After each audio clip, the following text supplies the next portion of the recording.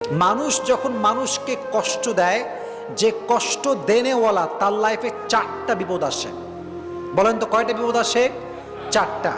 1 number, যে মানুষকে কষ্ট দেয়, যে মানুষের সঙ্গে প্রতারণা করে, যে মানুষকে কথা দিয়ে কথা রাখে না, আমানতের খেয়ানত করে, বিভিন্নভাবে কষ্ট দেয়, তাদের লাইফে 4টা কষ্ট মাস্ট আসে। নাম্বার 1 কষ্ট হচ্ছে এই যে তারা they can't get the peace of heart.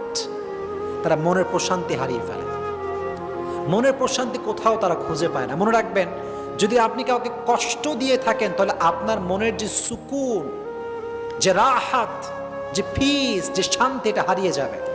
এটা আল্লাহ তাআলার পানিশমেন্ট। একজন বান্দা যখন আর একজন বান্দায় কষ্ট দেয়, তখন আল্লাহ তাআলা তার হৃদয়ের সমস্ত শান্তি কেড়ে নেন। তার হৃদয়ে কোনো শান্তি থাকে না।